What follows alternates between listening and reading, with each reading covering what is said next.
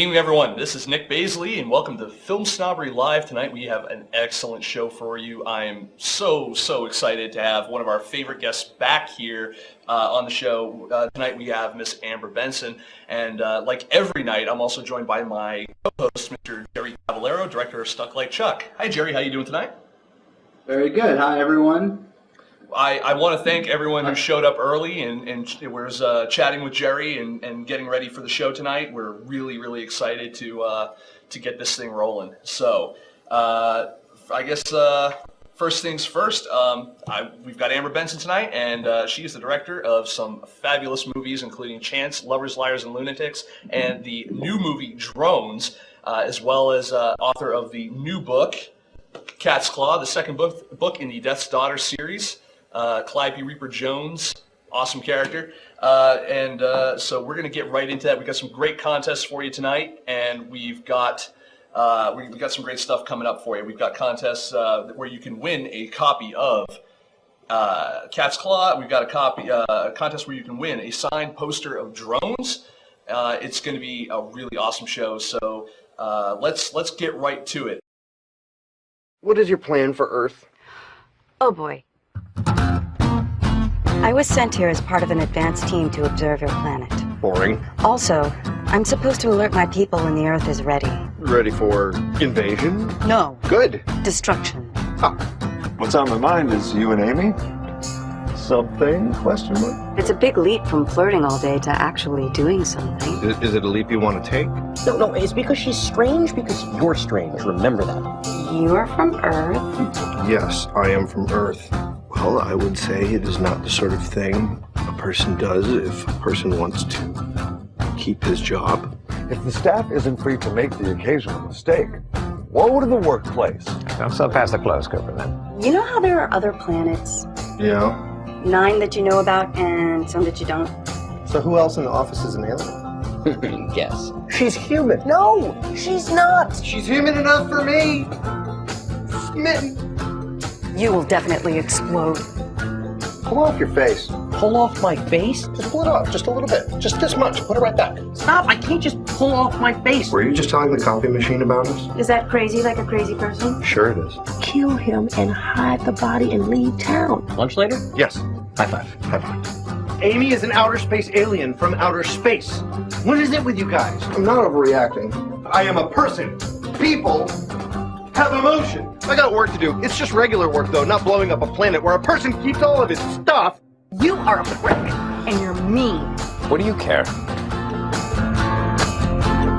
Saddle down, saddle down. I'm sorry I freaked out. I'm sorry I'm a secret alien. Oh, it happens. Down. Then you're all meep, zorp. What was that? Alien noise. That's not what we sound like. We sound like, hey, Brian, how's it going? Ladies and gentlemen, Miss Amber Benson. Hi, you guys. How's everything going tonight, Amber? Oh, pretty darn good. I'm enjoying the rain here in Los Angeles. It's so pretty. Thank you so much for being back on the show tonight. You are one of our favorite guests that we've had over the past year and a half that we've been on, and I appreciate you taking the time out to come back on the show and promote what you've got going on. Oh my gosh, you guys are great. You give good show. We give it's good a pleasure show. To So let's jump right into it. First thing I want to talk about is you have this new book. Cat's Claw, a Calliope Reaper-Jones novel. It's the sequel to Death's Daughter. What's up with this? You've got tell us a little bit about the story. Basically, this is a continuation of Calliope Reaper-Jones' story. She's Death's daughter. Death is run like a corporation. Her father's the president and CEO. The first book, he gets kidnapped, and she has to go and find him and also run Death in his stead so that her family doesn't lose their immortality. Now, in the second book, which I feel even better than the first one, she ends up having to do a favor for Cerberus, the three-headed guardian of the North Gate of Hell. And she has to go into the Hall of Death and find the death record of an Egyptian architect who is missing. And all kinds of hilarity and weirdness ensue. We end up in Las Vegas. We end up in ancient Egypt. There's some blood, there's some quasi sex. Very exciting. One of the things I noticed from Death's Daughter, and I haven't had a chance to read Cat's Claw. I just picked it up today at my local Barnes & Noble, which is where everyone else can probably pick up theirs at Barnes & Noble or Borders. Cover price $7.99. Pick it up now. Or if you're lucky enough to win a signed copy tonight, free. One of the things I noticed from the first book is that you write really strong characters. Calliope Reaper-Jones is really well thought out, very well fleshed out, and even the surrounding characters are all have very strong personalities all their own.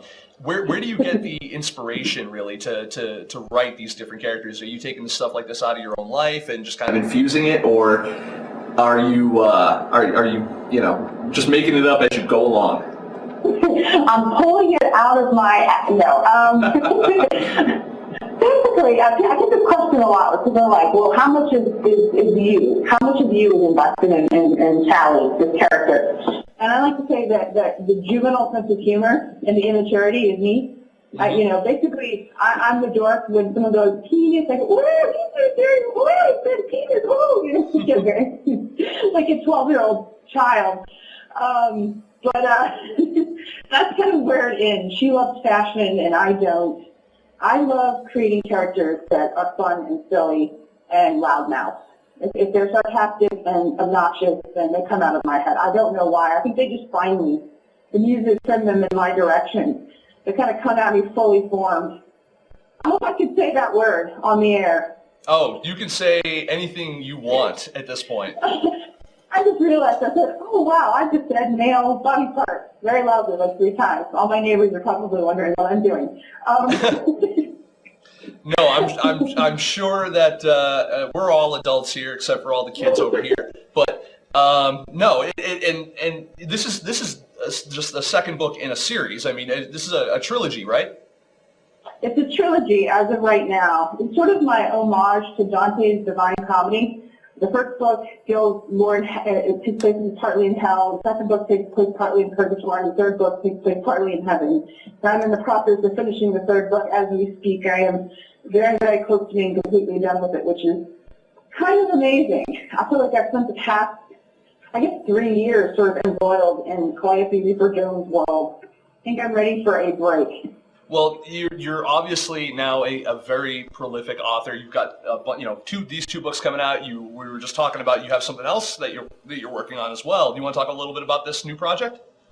Yeah, it's a middle grade book. It's so odd how they categorize children's books. There's like picture books, and then there's young adult, and then there's middle grade. And middle grade is sort of like that nebulous, I would say 7 to 12 kind of age range. And I like it as sort of a Lemony Snicket-esque story. It's called Among the Ghosts, and it takes place in New England at a boarding school. And it's about a girl who goes through boarding school called the New Newbridge Academy, and she discovers that she can see all the ghosts of the kids that had died while attending the school. They're kind of trapped there.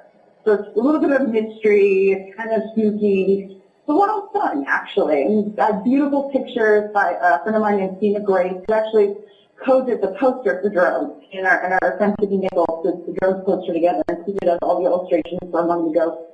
So we try to keep things in the family.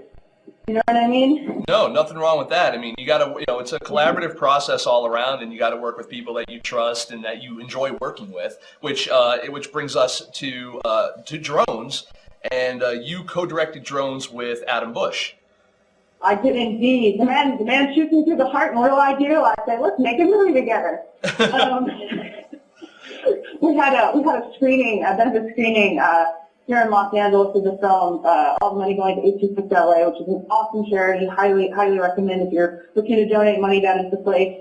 And toward the end of the Q&A after the screening, when it's beautiful view of the Egyptian in Los Angeles, somebody calls out, "How does it feel to make a movie with the guy that shot you?"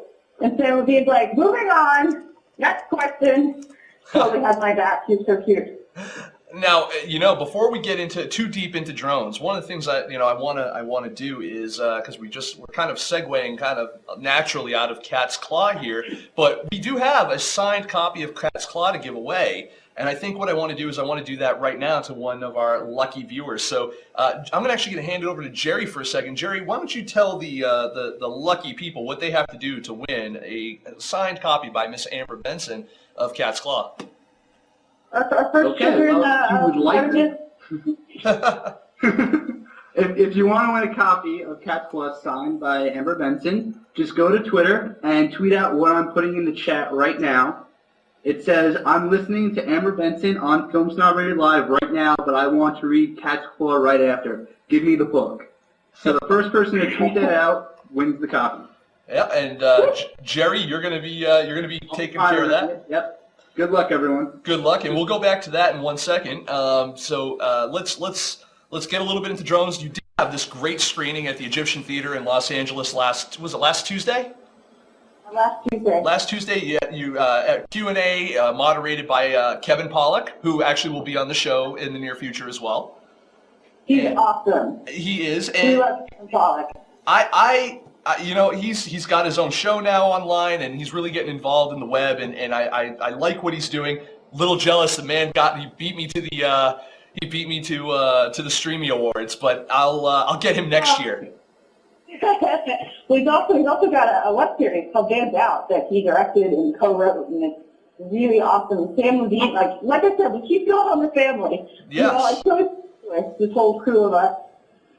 And you've got even here you're working with for drones. You're working with Ben Acker and Ben Blacker, who wrote drones. You're working with for those who know the name James Urbaniak, but you can't place the name Dr. Venture on the Venture Brothers. He was also Crumb in American Splendor, which is one of my favorites, and Henry Fool as well. He's a very talented man, very talented. Yeah, you've got a great cast here. Angela Bettis, Paul F. Tompkins, Jonathan Woodward, just so many people that are working on this. How did you go about crewing up and casting up for drones? Well, I'm sure Sam Levine has kind of touched on this topic a little bit, but we do this thing called the Thrilling Adventure Hour here in Los Angeles at Largo, which is a club in Hollywood.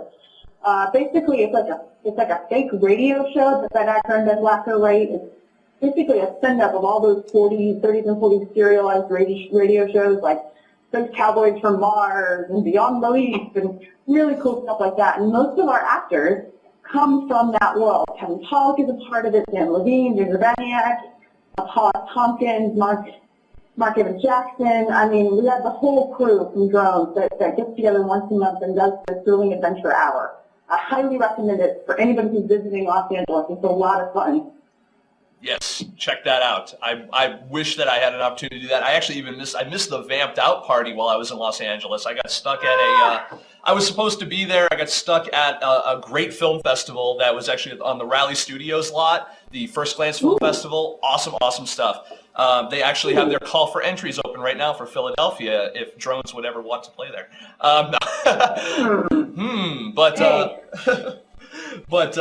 Yes. So how was it working with your boyfriend? Basically, I mean, did you guys really have a good second-hand language of how to work together, because you've acted together obviously, and now you're kind of co-directing together. Do you guys really have is everything kind of second nature with you, or is it very? Give us the dish on that. We only meet each other after we're wrapped for the day when we're filming. We don't do it in front of the kids. We do it, behind the closed doors. I love dealing with the camera. I love storyboarding and setting up shots and working with the DP. And Adam loves actors. He is king of the method. He loves, sitting down and talking about motivation and creating arcs for characters, working with actors. So we put the two together. And because we were shooting for 14 days, that was how fast Drones was made. We really didn't have time to be like, okay, well, we're going to settle down and go back and forth, and maybe we'll do this. It was basically like we sat down, we figured out what we wanted, we found ourselves on the same page, and then we just did it without really having to discuss it on set because we knew what we wanted ahead of time. You don't have the luxury in 14 days of pissing around. You know what I mean? No, I got you. We have a question from our audience. Quantumag asks, question for Amber, any chance for a second Chance movie, a sequel to Chance? The Harlequin romance version of Chances. Sorry. James Marsters is a drag cowboy instead of... Oh my gosh. That would be funny. That is a frightening image I just put in my head and in the heads of everybody listening. So many people would line up to see that. I mean, come on, if they lined up to see him in Dragon Ball, they'll line up to see him in that. Oh my gosh, but he is such a sweetheart. I mean, to put on those high heels and Chance and that dress and the makeup, he is aces in my book. Just a lot of balls. I got to tell you, James Marsters is my pick to play David Bowie in a biopic. Oh, that would be awesome. He's my pick for that. So no, you don't think any chance for a sequel to Chance, huh? Probably no chances in the future. Oh, that tickles me. I don't know why that made me laugh. It was your last chance.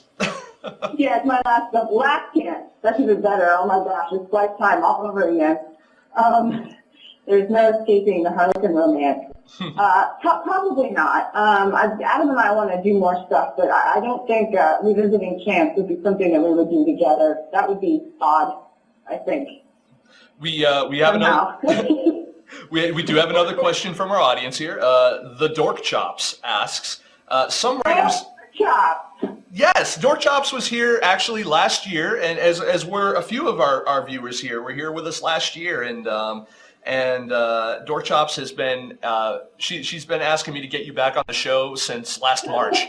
Aww, she's awesome. Oh, totally. Totally. She's one of our best followers here and viewers. I love it. Her question though is, some writers have a toolbox when they're writing. What resources do you use when you're writing? Do you have a stack of research next to you, or are you just kind of sitting out there on a veranda on a sunny day and just I think this is what Calliope's going to do today? I think she's going to go to the rodeo.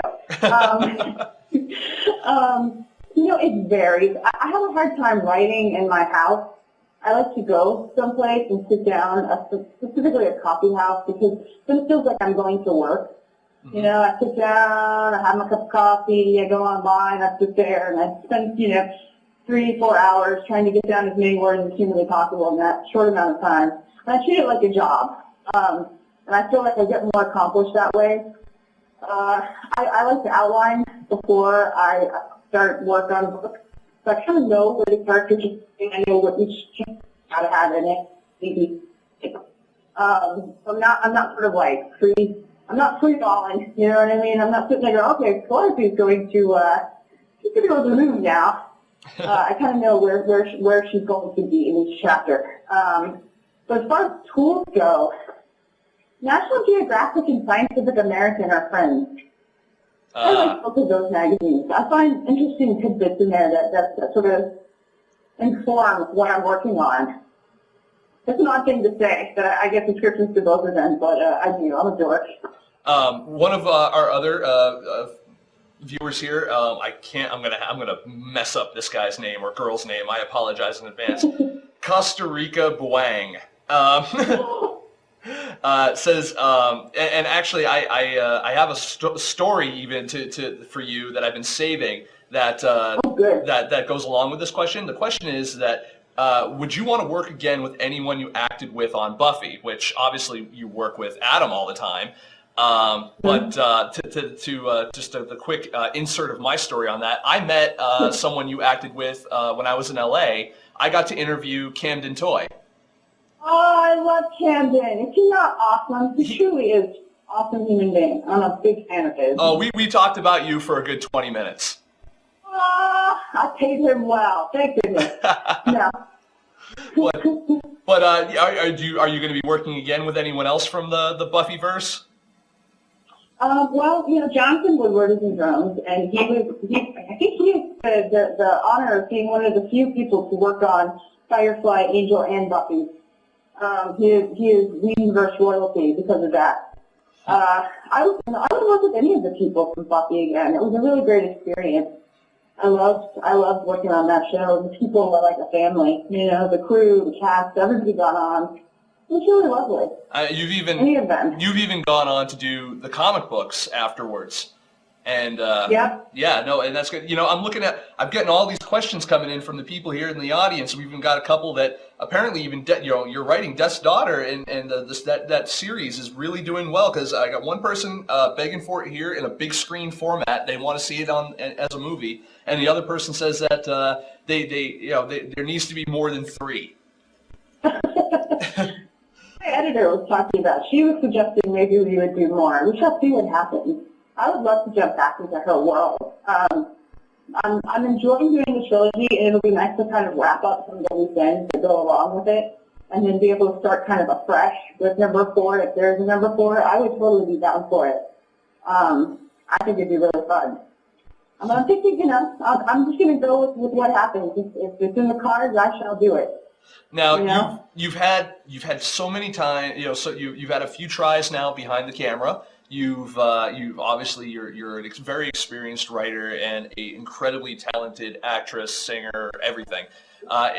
2 questions. First, is there anything you don't do well? And B, is there anything that you prefer to do aside from one thing or another? Do you prefer writing? Do you prefer being behind the camera, in front of the camera? I thought you were going to ask me something else. My answer was going to be cooking. Is there anything else you want to do? I can cook. I would love to cook. Well, I'll take part B of that question for $500.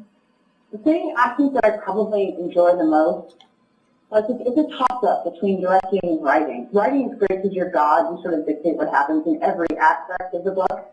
But directing, you're you know what I mean? You're working on a collaborative thing with people that you care about, that are your friends, and, brought together to make something amazing out of a group effort. I see. Okay. Judges? Yes, we'll accept that answer. We'll accept that answer. I didn't phrase it as a question. And by the way, as far as cooking, what's your best dish? My best dish? I make damn fine turkey meatloaf. Nice. Yeah. That sounds delicious. It's very good. Lost Cat 22 asks, would you like to write another Willow and Tara story for Dark Horse? I would love to. Chris Golden and I are dying to work together again. He's my mentor. He basically showed me the ropes, and we had such a ball doing those comics. And we would love to do more. We were actually talking about we did a series called Ghost of Albion, and we were actually talking about maybe doing some more of those. So we would love to get back on the saddle and hit us Dark Horse and do more Willow Terror. That would be amazing. I love what Juliet Landau's doing with the Drusilla comics. Those are awesome too. I think there's a lot of people that are known as actors that have talents in other areas, and Juliet is one of those. They're just great comics. That's great. I mean, it's a good way for everyone to kind of expand, and I think you learn a little bit more too about the craft in general when you kind of branch out a little bit and try something that's a little bit secondary to acting or directing or something like that, and you can see how that all fits together. Yeah, I think anybody who works in the creative industry, whether it's film or television or the business show, should have to do craft service. That is my new thing. I think every actor especially should have to do craft service once in their life because it humbles you. You learn that every person that works on a movie set or works on getting a movie made is integral to it getting made. Everybody is a cog. We're all cogs. The actors, everybody's a cog. Without all of us, it doesn't happen. Excellent. Now, one of the things that ABM41111 asks or says, don't forget to mention, and I remember this from the last time you were on the show, I remember when you got 50 reviews on Amazon.com for Death's Daughter, you recorded yourself doing the Macarena, and this year, or this time, it says here, don't forget to do your reviews for Cat's Claw on Amazon.com, so Amber will record on YouTube her singing Under Your Spell. Is that what you're doing this year? Yeah, well, I kept getting harassed everywhere I went to do it. What are you doing? What are you going to do next? What are you going to do? So it's like, how the hell can I top myself? I thought the Macarena was pretty great. So everyone's always like, why don't you sing under your spell? Why don't you sing? So I decided to bring those two things together. If I get 200 reviews on Amazon, I will do a send-up of me singing Under Your Spell. It will be cool. It will be weird. It will not be just like me singing. It will be something bizarre. Awesome. I'm looking forward to that. Well, you had, even when you did the Macarena, you had Common Rotation backing you up. I did, and Mark Evan Jackson, who is in Drones. He was part of the Constant Explosion remix. He's in the background with the trumpet. Now, I think we need to give some plugs out to some of these people, because a lot of these people are on Twitter, as are you. You're twitter.com/Amber_Benson. That's me. There's another Amber Benson that doesn't have the underscore, and she's very kind, but I feel guilty because she gets harassed quite a bit. And then don't forget, we also you saw him here a couple weeks ago, but I'm going to plug him again. Mr. Sam Levine is also on Twitter, twitter.com/Sam Levine. Mark Evan Jackson is also on Twitter. He's twitter.com/Mark Evan Jackson, and make sure it's MARC, not MARK, right? That's right. And obviously our good friend Adam Busch, or your very good friend Adam Busch, I guess we'll call him. Adam Busch. He's my special. He's your special friend. Adam, and make sure it's a BUSCH. Yes, if you do the BUSH, you'll probably get some odd person that we don't know. They'll be frightened when he says, "You shot her." And don't forget Jonathan Woodward. He's twitter.com/Johnny Wallet, JONNY Wallet.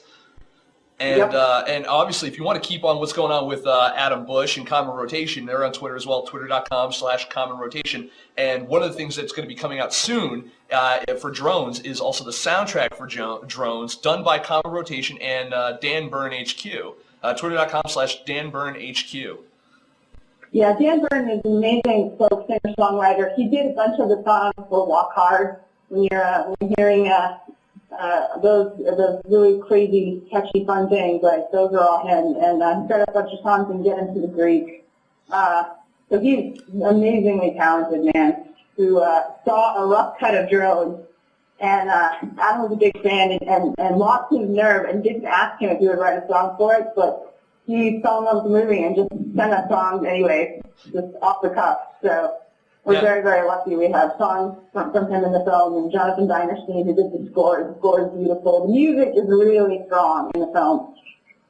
Excellent, and that's, hey, audio can make or break a movie. So we deal here a lot with independent filmmakers, and the topic of sound and audio and music comes up all the time. And oh my gosh, yeah, it's so important. Yep. And speaking of which, I am getting inundated by requests here for you to give us a little taste of music from yourself. Now, if you don't want to, that's okay. I'm not going to force you into it. But all these people, I'm afraid they would find me and maul me if I didn't at least bring it up. All right, can I do like a little Under Your Spell rap? How about that? Whatever I live you my want. life in shadow, never the sun on my face. Okay, that's about all you get. You make me come, please. That's about all you're gonna get out of me. Nice. Oh my God, that's embarrassing. I can understand how it would be, but you must be so used to it. I'm assuming that as someone who you've been such a prominent person in such a cult show, and you've got your own movies out there, and you're always out there doing your own thing. You've got your books and all this comics. First of all, when do you sleep? Number one, and number two, how hard is it to get what's it like dealing with those kind of requests every day? Sleep. What's that? I don't know what sleep is. I'm waiting for a vacation. I'm looking for someone to send me on a vacation somewhere. I don't care where, just a beach somewhere, preferably. This is the nature of the beast. When you do things in the public eye, you have a responsibility to your audience. Like, they make you who you are. They make it possible for you to make a living. And if they have crazy requests, if they're not too crazy, I'm pretty open to fulfilling them. Now I just talk to myself into something terrible. I'm going to get all kinds of people asking me for weird stuff. That's not your crazy, I'm not. I'm not the genie in the magic lamp, but I can sing a song and rap a rap every now and then, poorly. If it makes people a little bit happy, that's my job. Excellent. Now, in talking about vacation, I know these aren't really vacation dates for you, but Drones is going to be getting around a lot in the next couple of weeks, especially. For those of you out there who are around Newport Beach, the Newport Beach Film Festival on the 24th of April, you're going to be able to see both Mark Evan Jackson and Sam Levine out there where Drones will be playing. Also, right up here in my neck of the woods at the International Film Festival Boston on the same day. But here's the kicker: we get Amber Benson in person. Woo! I'm so happy. Drones and I get around. Drones is a very, very loose woman. What can I say? I may finally actually get to get a picture with you if you're out this way. I'm going to be very, very excited. Yay! Let's make that happen. I'm looking forward to it. And then you also got the USA Film Festival in Dallas, Texas, with both you and Adam Busch will be there. Yep. And in attendance, and that is going to be awesome. And then for those of you guys who are across the pond, who stayed up very, very late, by the way, to watch this show, and thank you so much, and hopefully you stick around for more shows to follow, check out Jonathan Woodward at the Sci-Fi London Film Festival, where you guys will be having the UK premiere of Drones on May 3rd. Yep, we will be screening it for all those people in Europe who are always mad at me because I don't bring stuff to the UK as much as I should. So this is for you guys. This is so you can come out and see Jonathan Woodward, and hopefully he will not take his pants off. You're not asking him to take his pants off. He might. I'm. That would be an interesting thing to see. I thought I had something there for a second. I was like, no, I got nothing. No.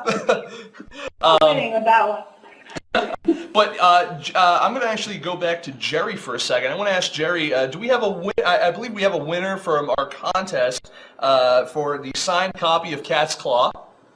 Yeah, actually practically within seconds. It was tweeted out by Amber Ray Lynn. I think I'm saying the name right. It is.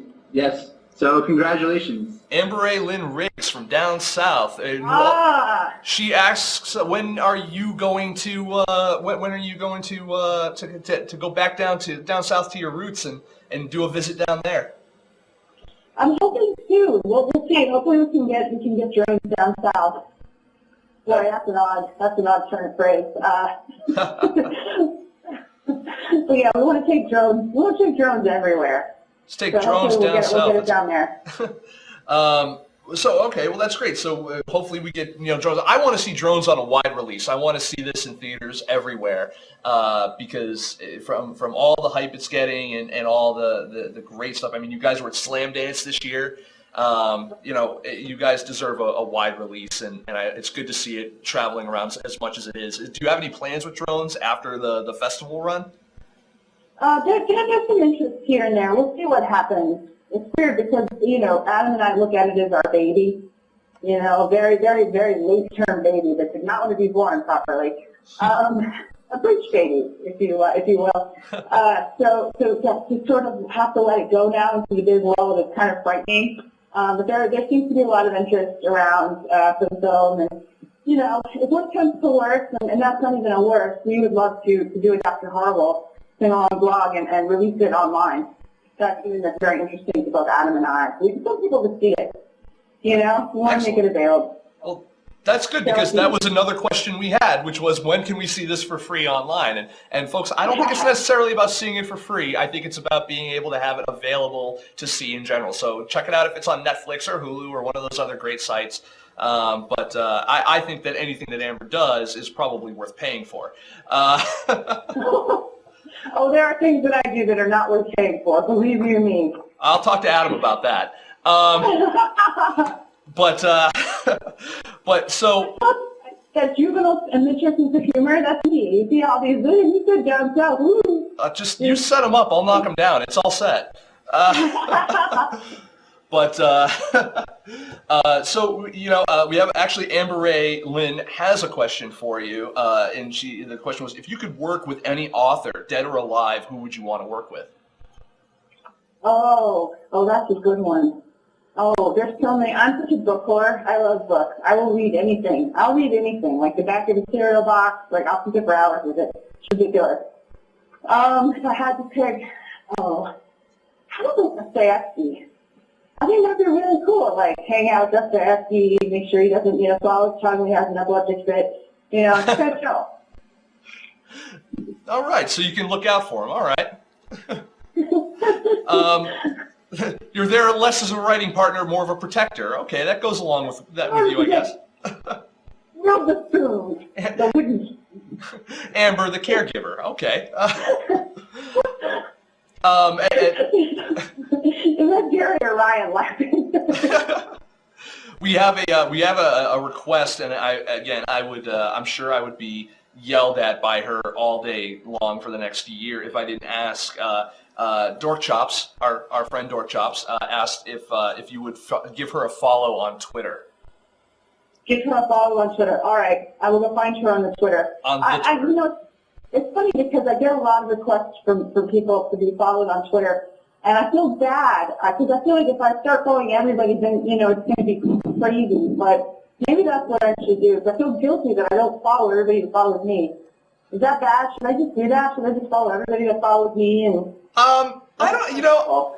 You would just be like, I'm sure, inundated with requests. And the thing about the whole social media thing, and I'm sure that you get it as well, is that you're trying to get information out of that too. And if you do follow everybody, one of the problems that you run into is that you can't really you're getting all the fan stuff, which is awesome, but you're not really interacting at that point, and you're not really getting the information you need to interact properly with your fans and all that kind of stuff. So I think it's not being selective because you're being snobby or film snobby even, but But I mean, it's like 35,000. I freaked out one day. I looked at it and I was like, oh my God, who are these people? Are they real? These are all bots. I know I'm being followed by 35,000 bots. That's what's going on. No, and I think also there's a special part too, like of being followed by any celebrity. I mean, it's not, it's a nice little feeling of inclusion and specialty, and not that everyone that is a fan of yours isn't special to you in some way, but it's kind of like a treat. It's like getting an autograph or a prop from one of your things. Yeah. It's a little treat. Well, I tried to keep it to following only people I knew personally, which is what I'm doing as of right now. I think there's one person that's a friend of a friend. But I tried to keep it, and I thought, well, that's fair. And then I've been getting inundated with requests, and now I'm starting to feel guilty. So I'm gonna have to think about this. I'm gonna think about it. Maybe I can do follow for a day each person. Just hey, today's Dirt Shop Day. And it's Small Beach with the whole day, and the Evelyn Riggs Day, and you know what I mean? Each day, pick a person to follow. That's kind of cool, right? That's cool and unique. No one else is doing anything like that, so you might even get a little extra attention. Now, as far as social media, I mean, I know you're active on Facebook and Twitter. How has that helped you in your career? Well, I find that the social networking sites are a great way to spread the word about what I'm working on. It's also fun. It's a fun way of being obnoxious and silly. Because Twitter, I did some obnoxious, silly things on that sort of thing. But I find that it's the best way to get people the news of what's happening. I did a signing in Houston at Murder by the Book for Cat's Claw, and I asked the audience, I'm like, how many people are here because they need to come to this bookstore? And there are 2 hands. I'm like, how many people are here because of Facebook and Twitter? And 3/4 of the audience raised their hand. So I think the proof is in the pudding. I think it's a great way of directing people to all the cool stuff that's happening. Okay. Now, as far as doing more things online, I mean, you've done we've seen you do the Macarena online, and we've seen you do little things here and there. Do you have anything? You had even said just briefly, about maybe going the whole Dr. Horrible route or something. Do you have anything planned in the future of maybe doing something that's more web exclusive, or even kind of maybe doing something like what Kevin Pollak is doing, and doing something slightly more live and interactive that you can actually have some time with your fans that is just for you and them, or something of that nature? Well, I'm a big fan of Robin Roseanne's The Room Live. Okay. The Trillion Venture show did a show there. Common Rotation and Dan Byrne played there. And Adam and I are actually putting together a project that we would like to do on the room. So we'll see if we can make that happen. It's just finding the time to, within our busy schedules to work, sit down and work all the details out. But I would love to do something there. We're big fans of, well, I don't want to give it away, but there might be something soon, hopefully. Awesome. We shall see. I don't know. I like to see. You got to give me the exclusive because that's how it goes. Yes, I will let you know when it comes to fruition. Awesome, awesome. So I want, again, everyone to make sure that they understand that they can get Cat's Claw. It's available now over at your local bookseller. I got mine last year from my copy of Death's Daughter. I got it. I bought it online from. Was it Dark Horizon? Where was? Oh, it's kind of like a goth. Yes, that's the one. Dark Delicacies. Awesome bookstore in Burbank. Yes. In California. And they actually, anybody who orders books through them, they have some signed copies, and I actually it's close enough that I can go over there and personalize them too. So that's a big shout out. If you want to get signed personalized copies, hit up Dark Delicacies, let them know that that's what you want, and we can make that happen. Yeah, I went through them last year, and I was completely satisfied with my purchase, and it got to me real quick, and it was signed, and and it was awesome, and I added it to my little collection, and I urge everyone to go back over there and check them out. Yeah, they're awesome. So that's my new word. Awesome. Awesome. Awesome. I'm gonna go with. For me, I'm gonna go with legendary. I like that one. Legendary. Oh, I might steal that from you. That's a good one. Excellent. So we've got drones. Everyone can go check out drones on Twitter. It's twitter.com/dronesmovie, and I believe it's www.dronesmovie.com as well. Yep, and there's a Facebook page, Drones Movie. I'm trying to think if there's anything else. I think that's it. I think those are the big three: the Twitter, the Facebook, and the website. Okay, I want to just put it out there real quick to anyone else who wants to ask questions. Get them in quick because we're going to be wrapping up on this soon. But one thing I want to do, I'm going to put it back over to Jerry for a second because we have another huge prize to give out tonight. And this one is a signed poster of Drones, signed not only by the directors of Drones, Amber Benson and Adam Busch, but also signed by the cast and crew of Drones. So we want to make sure that that you guys are all in on that. Jerry, tell us about how they can win. Sure. We're doing something a little bit differently. We never tried this before, but hopefully this works out. I'm going to send out a link to the Drones official trailer on YouTube. And the first person to comment on the Drones trailer and mention Film Snobbery in the comment wins the signed poster. So you must mention our URL, which I'll put in the chat also. So just the first person to comment on the Drones official trailer on YouTube wins the signed poster from the cast and crew. So Jerry's. Back to you, Nick. Thank you. Thank you, Jerry, out in the field. So Jerry's going to come back to us in a couple minutes with the winner from that contest, and until then, let's. I'm just gonna kind of say again, everyone, if you got any more questions, we're going to be wrapping up soon on that portion of everything. Amber, what kind of drove you to get into acting in the first place, and then at what point did you sit there and say, like, I want to be a writer, and then like say, oh, I want to be a director, and that kind of stuff? I like the cobbling together of questions for poor actors who are waiting for others to ask questions, but not happening. That's my ending. I've been pacing around my backyard for the past hour, so if I sound out of breath, it's because I don't get much physical exercise these days. You know that the driving force for me these days is paying my bills. I love what I do, and the fact that I get to pay my bills doing it is very, very exciting. I got into acting because I love being on stage. When I was a kid, I did ballet, which I didn't really like, but I did the Net Parker's Flute, and I loved being on stage. It was the best thing ever.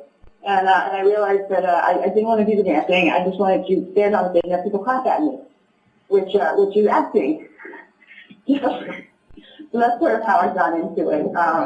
But then the writing, you know, I think if you have a brain, being an actor is a bit sort of a pawn in someone else's chess game. Okay. And if you're a thoughtful person, you find that it's not quite as fulfilling as you hope.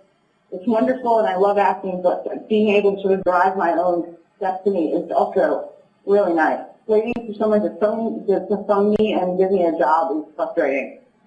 Creating own job, much better. Now, and I just thought of like two more great questions for you.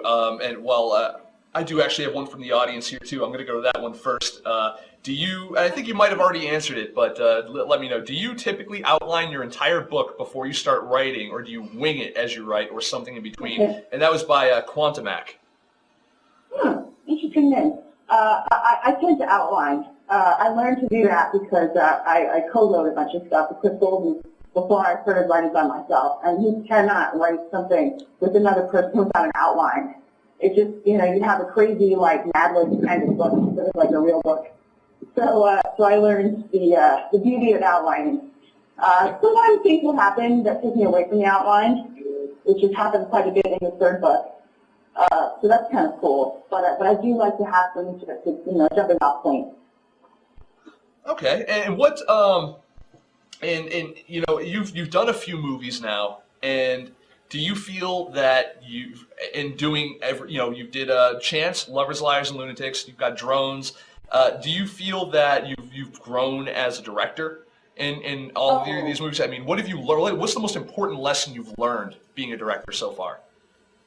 Oh my gosh, I feel like it's leaps and bounds between Chance and Drones. I think, working with Adam and having somebody who loves working with actors who can kind of like make that happen has been so freeing for me. I'm able to sort of realize what I see in my head in a whole new way. It's really exciting, and we definitely want to work together more in the future, just because it just makes a better film.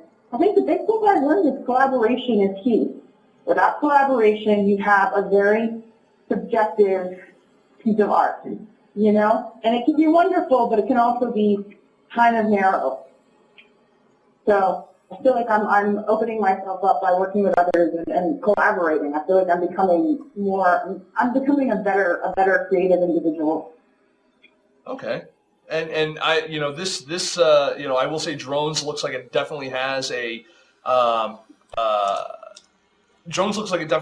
completely different style than Lovers, Liars, and Lunatics or Chance or anything like that. Was that something you guys decided on ahead of time, or was that something that when you collaborated with your cinematographer that you kind of you decided like this is how it's going to look? What was your approach to that? Well, Adam and I storyboarded the whole film.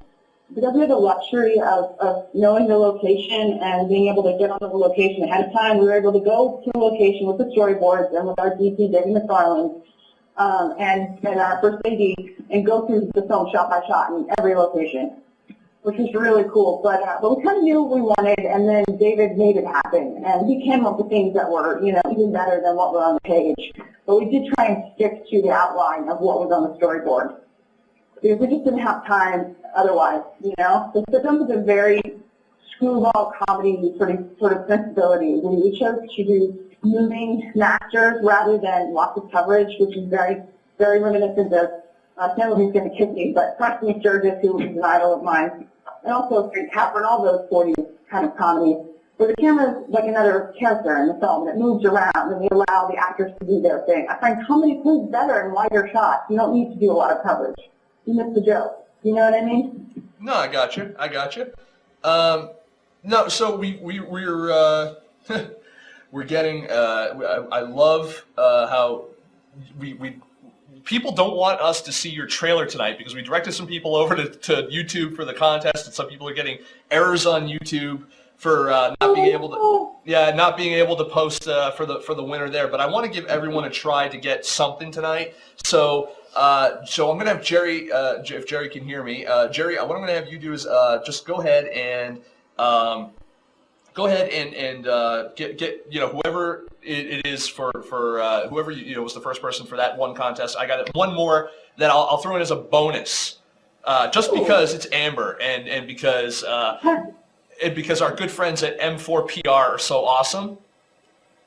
Yay, Melanie Marquez! Yes. T-Rock. Big shout out to Melanie Marquez, who also helped us get the Sam Levine interview, and it was just so awesome. I will say, I was a little starstruck with Sam. Who isn't? He's awesome. We like Caleb Levine. Oh, everyone. It's funny. I interview people all day long, and was one of the first where I really got uptight. And that's no offense to you. You're just so easy to talk to. You say that to all the girls. But here we go. Melanie Marquez from M4PR asks, hey, how about a sample of the soundtrack that will be released in June, which is something that generally you guys can only get at film festivals. So what we're going to do is we're going to give away one of those as well.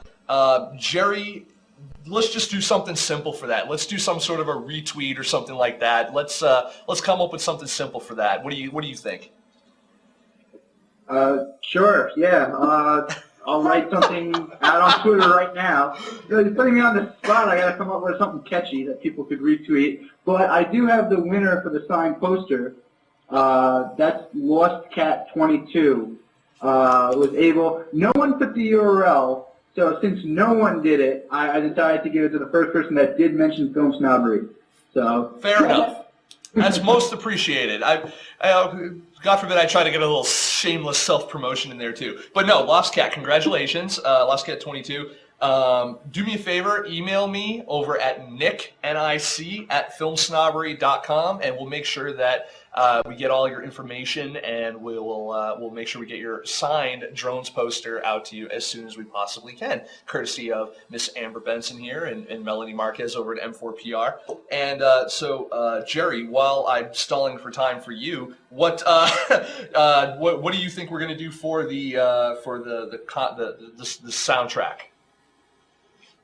I'm putting that out right now. I'm just going to write out, I'm listening to the always awesome Amber Benson on Film Snobbery Live. You should be too. And I'm going to put a little link. Works for me. And now you can hear me typing very loudly. So we apologize for everyone out there who were having issues getting the trailer tonight. We were having the same problems over here. So, but see, that must be because Drones is so good and so many people are viewing the trailer that it's crashing. Just like that happened last year when Amber was on the show. She crashed our servers like 4 times. It was just tweeted out, so retweet me. I'm at GetStuck. And just retweet me. First person to retweet it wins. Yeah. So, all right. Well, again, Amber, thank you so much for coming on tonight and taking the time out. We know that you are so busy. Again, I just want to say, we've got Drones. You can see it on the 24th in both the Newport Beach Film Festival, the International Film Festival in Boston, where you can meet Amber in person, and me as well. The USA Film Festival in Dallas on the 28th, and then the Sci-Fi London Film Festival on the 3rd of May, which is their UK premiere. And hook up with Mr. Jonathan Woodward while you're out there, because it's going to be fun stuff. Yay! Well, I appreciate you guys, from the Drones word and the Cat's Claw word and the all the words. It's always fun to come and hang out with you guys. You have a good vibe, you know. Thanks, Amber. And for you, there are no words, because you've taken them all and you've put them into great books like Cat's Claw, available now. So. There you go. So thank you very much, Amber, for coming on the show. And just real quick, let's see, Jerry, do we have a winner, just so Amber can know who won the soundtrack sampler from Drones? Yes, the first person to retweet me was Dresden Dolly. All right. Congratulations. She's actually a relatively new viewer to Film Snobbery. She's only been on the past, I think, 3 shows. She came in with Sam Levine, I believe. Yep. So congratulations for being a winner, both in prizes and in good taste. And you are now our friend, and you can hang with us. Again, thanks, Amber, for coming on the show, and hopefully, next year when do we know what the title is for the sequel to the sequel of Death's Daughter is going to be yet? It seems like it's going to be Seastone as of right now. Don't quote me on it, but we're all into the alliteration in the Calliope Reaper-Jones world. All right. So go, everyone. When that comes out, we're gonna have you back again. So we're gonna make sure everyone come and get your stories that you wanna, and questions that you want to ask Amber for next year. And we're gonna have like 10 more prizes probably. And and honestly, I'm just happy that we could be here for a second year to talk to you again. And thank you so much. And hopefully we get to meet up in Boston. And it's great to have you on, and everyone here loves what you're doing, so thank you very much. Thank you guys, and here's to 20 more wonderful years of FilmSnobbery. Yes, I got that on tape. No, thank you so much. No, you have a great night, and for all your fans here, I'm sure they all love that you take the time out of your busy schedule to do this, just interact with your fans. So thank you. Oh, thank you guys. I will talk to you this time next year. Awesome. I'm going to put it in my date book tonight. No. Okay, you're my dentist. So, thanks, Amber. Good night. Thanks. Bye. Bye. Bye. Bye. All right, everyone. That was Miss Amber Benson, but that part of the show is over. But we still got a little bit of show left for you. Very little bit. I know, but I don't mind going a little over tonight because I think that we had such a jam-packed show that we really can't fit it all in an hour. No, that was an awesome show so far. And there's still more awesome show to come. There's a little bit of awesome show left. I think we can still squeeze a bit of awesomeness, a little bit of legendary. A little bit of terrible stuff. Yes, I think we can still have like an epic-dairy show. It's a little epic and legendary. Yes, and please don't leave yet because we still have prizes. Yes, we have tons more prizes. We didn't want to get into it with Amber while she was on the line, but today is 420, and in honor of 420, we've got a contest that will get you a special movie. What's this movie called, Jerry? How Weed Won the West. Yes. So, How Weed Won the West. We've got 5 copies of this movie to give away to you guys, courtesy of Passion River Films. You can actually go to www.passionriver.com, and you can check out their catalog of stuff. But we've got 5 copies of How Weed Won the West to give away to you guys. Jerry, I'm going to let you take it away, and as you do, because you are the master of contests, let's tell people how they can win. Sure. Just go on to Twitter. And because we're trying to promote our Facebook page, so we want you to go on Twitter and tweet out to all of your followers what I just put in the chat, which is, I'm a fan of @FilmSnobbery, and you should be too. Like them and then our URL for our Twitter account, which is facebook.com/FilmSnobbery. That takes you to our FilmSnobbery Facebook fan page, which I guess isn't a fan page anymore. Yeah, that's another thing. Yeah, I don't know what I don't know what they're doing. I don't like that new change that they just made. Yeah, dislike. I dislike their changes. So there's that, so we've got this great movie coming out here, How Weed Won the West. We want to give away 5 copies to some lucky viewers.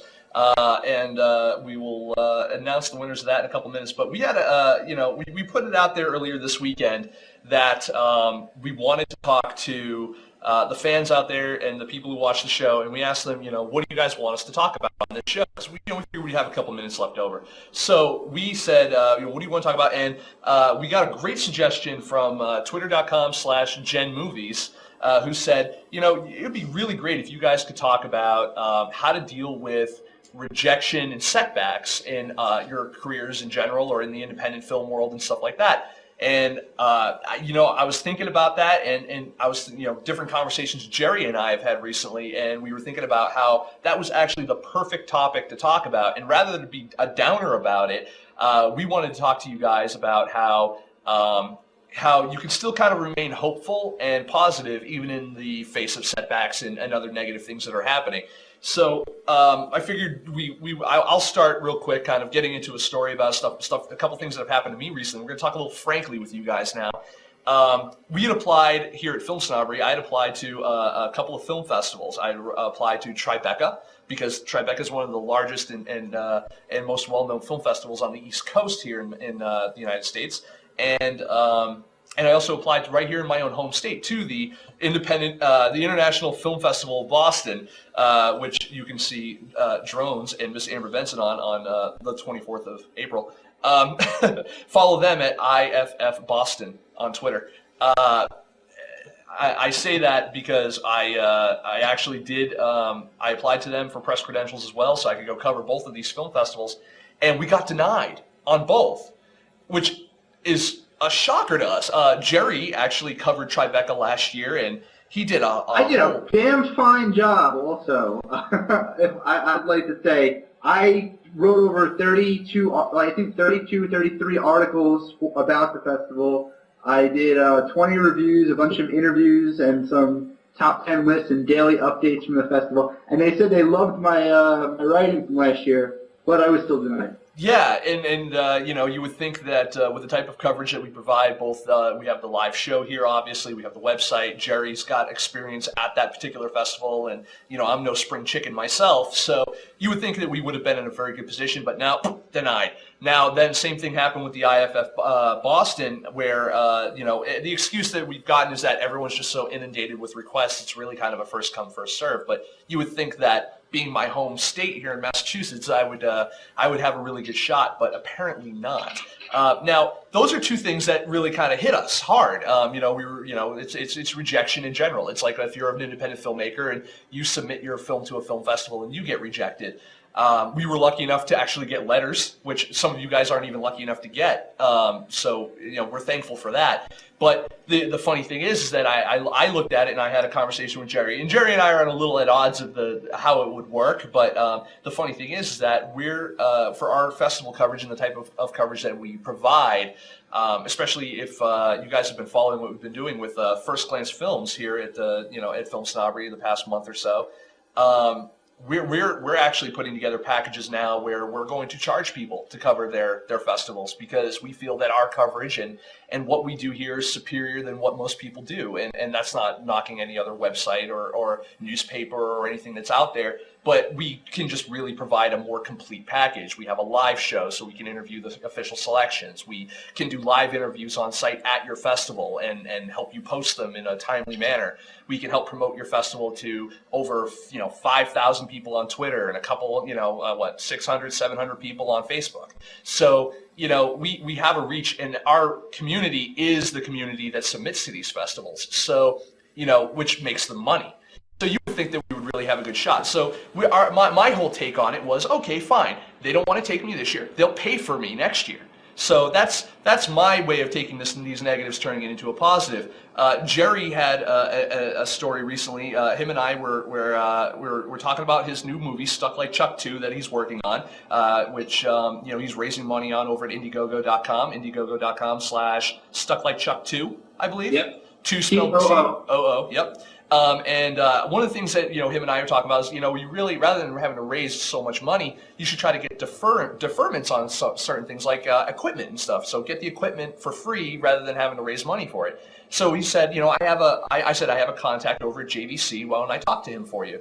And he agreed, and we wrote an email to JVC, and unfortunately they rejected our proposal, which was just... At first they seemed interested, though, and they were forwarding it up to the heads of JVC. And what I thought was kind of interesting was there was this big promotion they were doing to try to sell the camera, and it was on sale, and you also got all these rebates and stuff, but it had to be purchased by a certain date. And I figured I would buy it if I didn't get it for free. So, or even for a discount. So we contacted JVC, and they kept stringing us along saying, we're going to pass it on, we like the idea. And then finally, the day after the promotion ended for the sale, we got the email that said that they didn't want to work with us.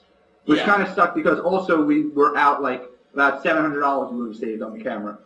Yeah. I mean, there was a really good sale on the camera with some accessories, and unfortunately the rebates ended like the day they got back to us. So that was really disappointing. That was like a double slap in the face. Yeah, but that being said, I mean, there are other camera companies out there, and I think that other people will see that there's opportunities to be had with that. Jerry is a co-host on a show that's live and speaks to other independent filmmakers, and we have relationships with other companies as well. It would be a good way for them to cross market and cross brand with us. It gets very businessy and stuff. But I mean, at the end of the day, too, I mean, Jerry, you shot Suck Like Chuck 1 on a Canon XHA1. So, Yeah. you could always go back to Canon and say, I loved your camera I love so their much. product, so yeah, I'm thinking of going to them next and searching and seeing what they might want to work with us. Yeah, I mean, we shoot FilmSnobbery here with 2 Canon cameras. We have a Canon HV30 and a newer Canon HV40, which we're still working the bugs out on. So if you guys had some audio issues earlier, I apologize with the camera too, but we're still we're still working on it. So that being said, there are always going to be setbacks. There's always, the biggest problem in independent film most of the time is money. I keep telling people, don't look at the money so much. Look at what you can do with what you have. And then if money is the problem, and it's like money and trying to get equipment, the other option is to try to contact companies and try to get them interested. I mean, we had a problem with broadcasting. We wanted to broadcast in high def, and we wanted to be a little bit more dynamic for you guys. So we reached out to a company called Telestream that makes a piece of software called Wirecast. It's funny. They said, well, generally, we only work with larger companies that have, hundreds of thousands of views on a daily basis on their sites and stuff. They said, but you know what? You guys work with the independent film community. You guys, we're trying to break into that demographic. So you know what? We're going to take a chance on you guys. We're going to work with you guys. And it's a lot of it is about being in the right place at the right time, and whether it's being here tonight to talk with Amber Benson, or whether it's making a movie and have just getting the right star, or getting the right piece of equipment, because you happen to know a guy or know a guy that knows a guy. There are going to be tons and tons of things in your filmmaking career that are going to get you down. Post-production is hell. There's so many things that you have to keep in mind when you're in post-production. There's a lot of legalities and paperwork you got to look out for. Then there's just, Jerry, I mean, how... Every step is hell. Let's talk about your computer issues you've had recently, even just trying to burn copies I've been trying to create the Stuff Like Chuck DVDs, because in order to raise the money for Stuff Like Chuck 2, one of our biggest perks is we're giving away the DVD of the first film for free, and it's packed full of bonus features. However, my computer does not like the fact that it's packed full of bonus features. It keeps kind of shutting down, or it took me 16 hours to code the film to put on the DVD, and then it didn't work after 16 hours. It canceled. So I've just been having a lot of problems with it. You just got to grit your teeth and keep going at it. Yeah, there's always going to be something. I mean, tonight we've had our technical difficulties, but the idea is not get down about them and just kind of, turn to the other camera and keep going.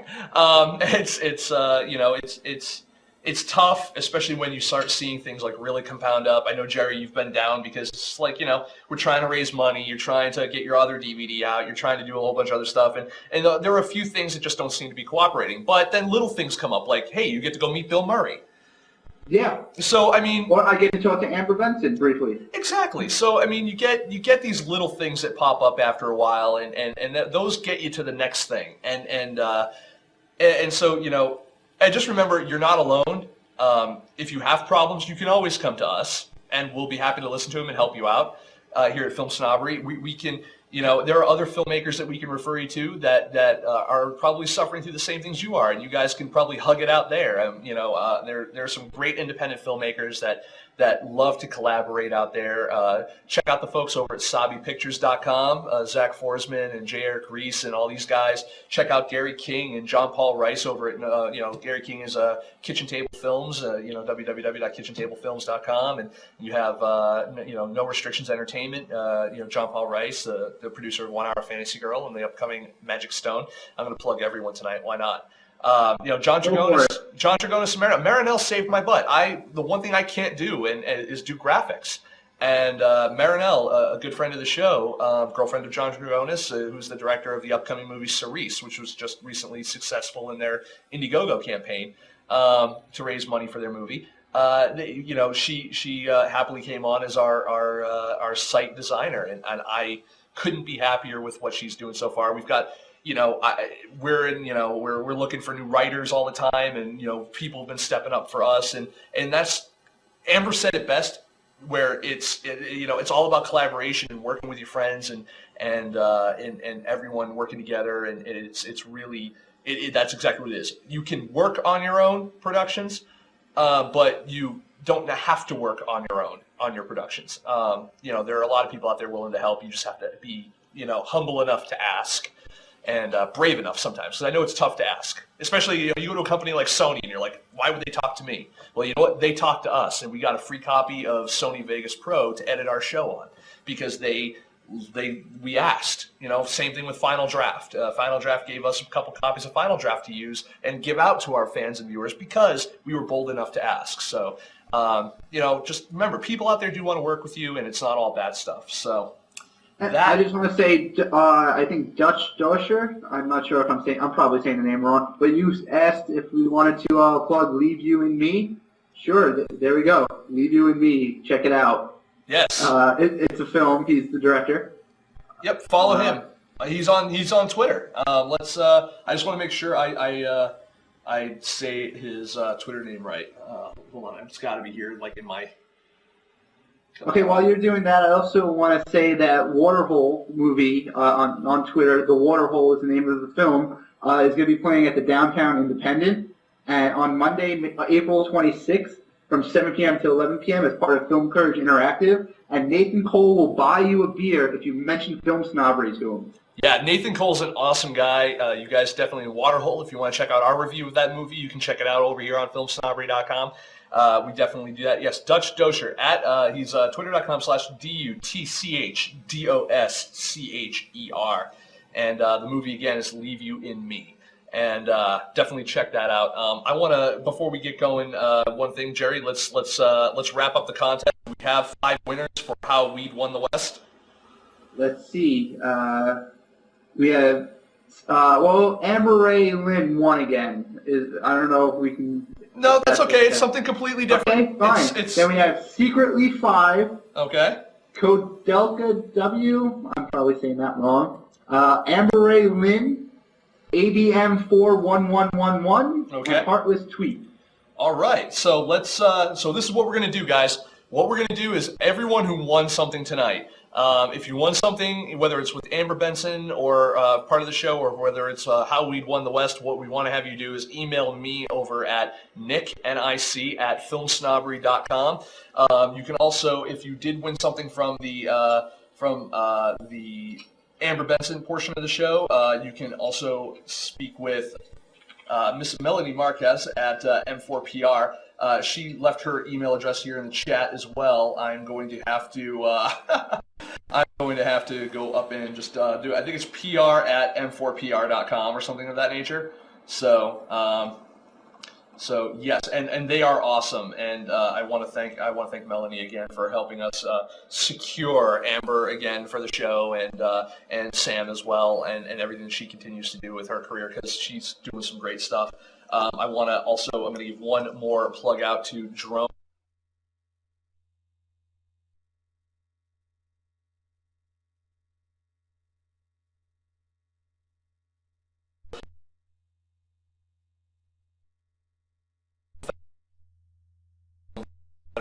IFF Boston is IFF Boston on Twitter, and the Newport Beach Film Festival is at NBFF. So follow all of that stuff, and also follow, we didn't mention the writers of Drones, Ben Acker and Ben Blacker on Twitter as well. BN Acker and Ben Blacker. So do that. Also search out James Urbaniak, Mark Evan Jackson, and Tangi Miller as well. So they're all on Twitter. So you can, you get your fill of Amber Benson and get the rest of the cast and crew of Drones as well, because they're all on there and they all want to interact with you. So now, Jerry, I think that's a show. That was a show. That was a show. So we want to thank everyone for showing up tonight. Amber Ray Lynn and Dork Chops, of course, Lost Cat 22, Sync 76, Sneaky Sapphire, Kudella. I'm sorry, I'm just gonna totally butcher all of these names. Everyone who's basically shown up tonight, all the different guests who didn't get their who didn't get sign in their regular names, but still no problem. Thank you guys so much for showing up tonight, and hopefully you join us here again every night Tuesday night anyway. Every Tuesday night at 10 p.m. Eastern Standard Time for more great guests. We've got some great guests coming up, including Bob Hawk, Malcolm Ingram, Kevin Pollak at some point, possibly Kevin Sorbo. Hercules. And then we've got just some great people. Next week we have Chris Jones, the author of the Guerrilla Filmmakers Handbook. He's going to be here to talk about his new Guerrilla Filmmakers Pocketbook, which I've just finished reading. I will be reviewing shortly, and I got to tell you, it is a must-read for any aspiring or current independent filmmaker, large budget or small budget. So that being said, I want to say thank you to Mr. Jerry Cavallero for co-hosting tonight and doing awesome on the contests, and I want to thank my crew here as well, Ryan and PA Darren, and thank you very much, everyone, for showing up, and we'll see you next week. Thanks, everyone. Bye.